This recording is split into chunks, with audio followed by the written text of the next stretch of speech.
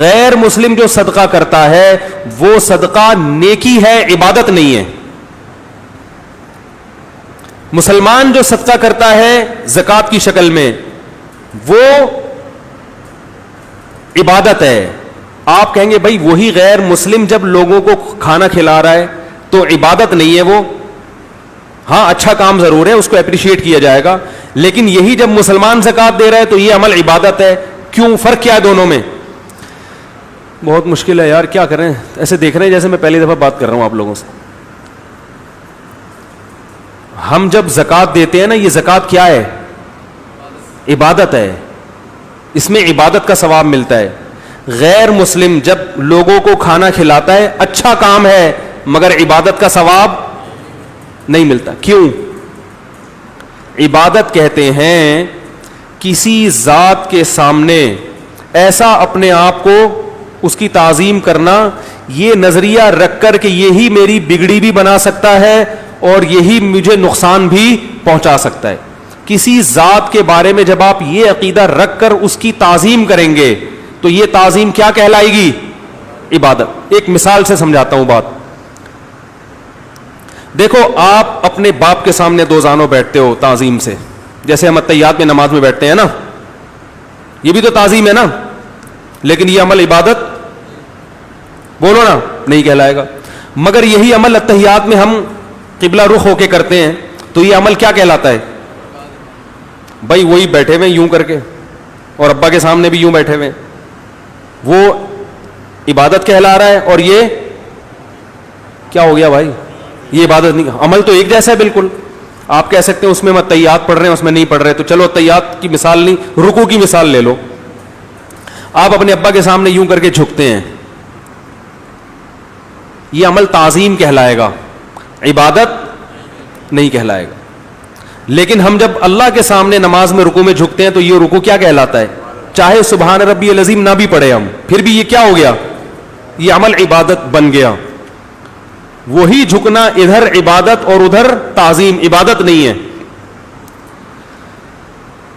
اچھا مجھے ایک بات بتاؤ، اور یہ میں مثال سے سمجھاتا ہوں. فرشتوں نے آدم علیہ السلام کو سجدہ کیا، سر زمین پہ رکھ دیا، یہ عمل عبادت تھا؟ اگر عبادت ہوتا ہے تو اس کا مطلب اللہ نے ان کو اپنے علاوہ کسی اور کی عبادت کا حکم دے دیا نا. لیکن یہی سجدہ ہم اللہ کو کرتے ہیں تو یہ عمل کیا کہلاتا ہے؟ عبادت. تو وہی ایک ہی جیسا عمل ہو رہا ہے، ایک عمل عبادت ہے اور ایک عمل عبادت بولو نہیں ہے. فرق کیا ہے؟ فرق یہ ہے کہ جب اللہ کے سامنے ہم جھکتے ہیں تو ہمارا یہ نظریہ ہوتا ہے کہ جس ذات کے سامنے ہم جھک رہے ہیں وہ علی کل شیء قدیر ہے، وہ ہمیں نقصان بھی پہنچا سکتا ہے بغیر کسی لاجک کے اور فائدہ بھی پہنچا سکتا ہے. جس میں یہ طاقت ہے تو یہ طاقت ہمیں مجبور کرتی ہے کہ ہم اس کے سامنے سر جھکائیں، تاکہ وہ ہماری بگڑی بنا بھی سکتا ہے اور ہماری بگڑی بگاڑ بھی سکتا ہے. تو اس نظریے سے جب جھکا جاتا ہے یہ جھکنے میں، اور اس نظریے کے بغیر جھکا جاتا ہے اس جھکنے میں زمین آسمان کا فرق ہے. یہ جھکنا انتہائی درجے کی تعظیم ہے اور اس طرح سے جھکنا انتہائی درجے کی تعظیم نہیں ہے. دیکھو لوگ اپنے ابا اماں کے بھی پاؤں چوم لیتے ہیں نا، پاؤں پہ ہاتھ لگاتے ہیں. کیوں؟ بھائی ابا ہیں، ان کی خدمات ہیں، ان کے احسانات ہیں، چلو جی ابا کے پاؤں پہ ہاتھ لگا لیے. لیکن یہی پاؤں مشرک لوگ اپنے پیروں کے بھی ہاتھ لگاتے ہیں. کیوں؟ یہ نظریہ رکھ کر کہ یہ پیر اس قابل ہے کہ اس کے پاؤں کو چوما جائے اور جھکا جائے اس کے سامنے، کیونکہ یہ مجھے بگڑی بھی بنا سکتا ہے اور یہ میری بگڑی بگاڑ بھی سکتا ہے. تو دونوں قسم کی تعظیموں میں جو جذبات ہوں گے نا آپ کے اندر کے، ان جذبات میں زمین اور آسمان کا فرق ہوگا. جب بت کے سامنے جھکا جاتا ہے تو خدا سمجھ کے جھکا جاتا ہے کہ یہ بگڑی بنا سکتے ہیں، اور جب والدین کے سامنے کوئی ایسے جھکتا ہے، جائز تو نہیں ہے جھکنا لیکن وہ عبادت نہیں کہلائے گا. تو عبادت کا مطلب کیا ہوا؟ میں عربی تعریف نہیں کر رہا، آسان الفاظ میں آپ کو سمجھا رہا ہوں کیونکہ اصطلاحات میں جائیں گے مشکل. عبادت، یہ جلدی سے بس اس موضوع کو سمیٹ کر آج کی بات ختم کرتا ہوں تاکہ جو قرآن میں جگہ جگہ عبادت آئی ہے نا، یہ عبادت کا تصور دماغ میں بیٹھ جائے. تو عبادت کیسے؟ کسی کی انتہائی درجے کی تعظیم کرنا، یہ سمجھ کے کہ یہ اس کو مجھ پر قدرت حاصل ہے اور یہ جو چاہے کر سکتا ہے. اس نظریے کے ساتھ جب آپ کسی کی تعظیم کریں گے تو یہ تعظیم کیا کہلائے گی؟ عبادت. اب یہ تعظیم کبھی جسمانی ہوتی ہے, کبھی مالی ہوتی ہے, کبھی قولی ہوتی ہے. جیسے ہم کہتے ہیں التحیات للہ والصلوات والطیبات, کیا مطلب؟ قولی تعظیم بھی کس کی؟ اللہ کی. والصلوات جسمانی تعظیم بھی کس کی؟ بولنے میں کوئی گورنمنٹ نے پابندی لگائی ہے, ذرا اونچا بولنے نا. جسمانی تعظیم بھی کس کی ہوگی؟ اللہ کی. والطیبات, اور مالی تعظیم بھی کس کی ہوگی؟ اللہ کی. تو پتہ چلا تعظیم کتنی قسم پر ہے؟ 3 طرح سے. مثلا آپ کسی کی تعریف کرتے ہو, آپ بہت اچھے ہو, آپ بہت اچھے ہو, آپ بہت اچھے ہو, یہ عمل عبادت نہیں ہے, کیونکہ آپ بہت اچھے ہو بس, اور کیا ہے؟ آپ بار بار کہتے رہو بہت اچھے بھائی, بہت اچھے انسان ہو, آپ تو بڑے خوبصورت ہو, آپ تو بڑے طاقتور ہو, بس. لیکن یہی سبحان اللہ الحمدللہ جب اللہ کے بارے میں کہتے ہو تو یہ عمل کیا کہلاتا ہے؟ عبادت. کیوں؟ ہم اللہ کی زبان سے تعظیم کر رہے ہیں یہ نظریہ رکھ کر کہ وہ ہماری بگڑی بنا بھی سکتا ہے اور ہماری بگڑی بگاڑ بھی سکتا ہے اور ہر چیز پر طاقت اور قدرت ہے. یہ نظریہ ذہن میں رکھ کر جب اللہ کی تعریف کی جائے گی تو یہ عمل کیا کہلائے گا؟ عبادت. تو یہ قولی عبادت. روزہ آپ کسی کے لیے بھوکا پیاسا رہتے ہو, لوگ ہیں نا اپنے عاشق کے لیے کھانا چھوڑ دیتے ہیں, معشوق کے لیے, عاشق غلطی ہو گئی, کھانا چھوڑ دیا, عبادت تھوڑی کہلائے گا بھائی. آپ کو ہڑتال چل رہی ہے, بھوک ہڑتال, کیونکہ آپ کو پتا ہے کمزور آدمی ہے, بس منانے کے لیے کر رہا ہوں تاکہ کچھ وقت بھوکا رہوں گا تو شاید ترس آ جائے. لیکن یہی روزہ جب آپ اللہ کے لیے رکھتے ہو تو یہ عمل کیا کہلاتا ہے؟ کیوں؟ اب آپ اس لیے نہیں رکھ رہے کہ آپ کو اس سے عشق ہے, وہ وجہ ہے لیکن وہ دوسرے درجے میں. اصل وجہ کیا ہے؟ مالک ہے, ہر چیز پر اس کو طاقت اور قدرت ہے. تو اس نے کہا کہ بھوکے رہو, تو اب ہم کیا کریں گے؟ بھوکے رہیں گے. ہاں یہ فرق ہے کہ دنیا میں جب کسی کو خوش کرنے کے لیے بھوکا رہا جاتا ہے تو اپنی مرضی سے, گھنٹے بھی آپ کے اپنے ہوتے ہیں, کتنی دیر رہنا ہے, کیا کیا چھوڑنا ہے, چپکے چپکے کیا کھانا ہے. کئی لوگ بھوک ہڑتال کرتے ہیں مگر چپکے چپکے کھا رہے ہوتے ہیں وہ. لیکن جب اللہ کو خوش کرنے کے لیے عبادت کی جائے گی تو وہ طریقہ ہی ہے جو اللہ نے بتایا, اخپل طریقہ نہیں چلے گا. تو ایسے ہی یاد رکھو کہ اسی طرح مالی عبادت بھی ہوتی ہے. آپ کسی کو گفٹ دے دیتے ہیں اس کو خوش کرنے کے لیے, یہ عبادت نہیں ہے. کیوں؟ آپ کا یہ نظریہ ہی نہیں ہے کہ یہ اس کو قدرت حاصل ہے, اس کو سلطنت حاصل ہے, یہ آپ کا بگاڑ بھی سکتا ہے اور آپ کا بگڑی بنا بھی سکتا ہے. آپ کو پتا ہے میری طرح کمزور آدمی ہے, گفٹ لے لو, خوش ہو جاؤ, خوش کریں. لیکن یہی گفٹ جب اللہ کو دیا جائے گا زکوٰۃ کی شکل میں یا اللہ کے نمائندوں کو دیا جائے گا تو کیا کہلائے گا یہ عمل؟ عبادت. اس لیے کہ اللہ کے بارے میں آپ یہ نظریہ رکھ کے یہ کام کر رہے ہو کہ وہ بگڑی بنا بھی سکتا ہے اور بگڑی بگاڑ بھی. تو ہم جو زکوٰۃ غریبوں کو دیتے ہیں اصل میں غریبوں کو نہیں دیتے, دینی کس کو چاہیے؟ اللہ کو.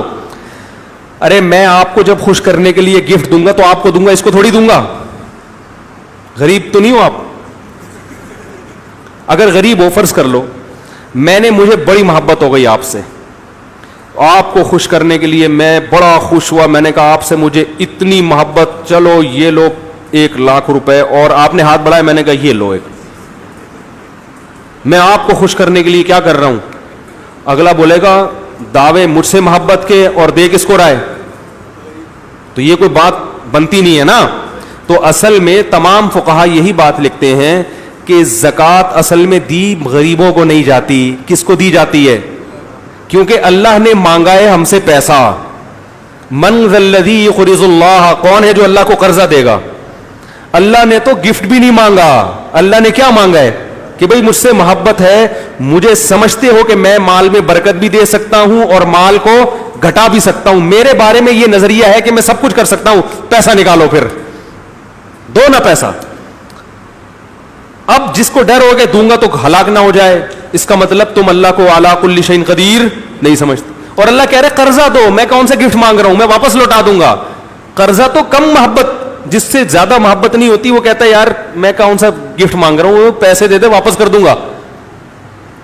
ایسا ہی ہے نا, تو اللہ قرضہ اس لیے مانگ رہا ہے کہ اللہ غفور الرحیم ہے, اس نے اپنے بندوں پر کچھ زیادہ نہیں آزمایا, اس لیے اللہ کہتے ہیں کہ مجھے گفٹ مت دو, مجھے کیا دو, قرضہ دے دو, واپس دوں گا, واپس. تسلی بھی ہے اس میں.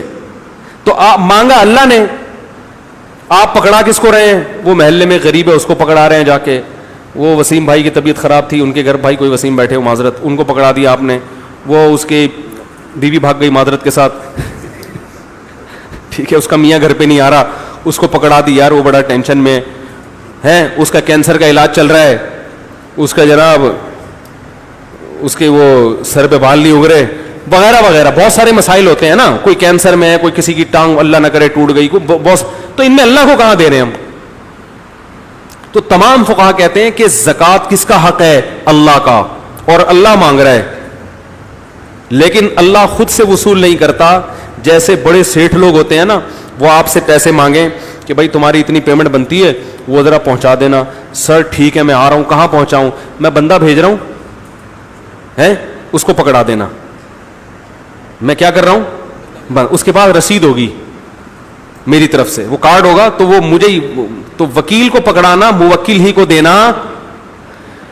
یار بولنے پہ کوئی پابندی لگی ہے, بول دو نا, وکیل کو پکڑانا موکل ہی کو دینا کہلاتا ہے نا.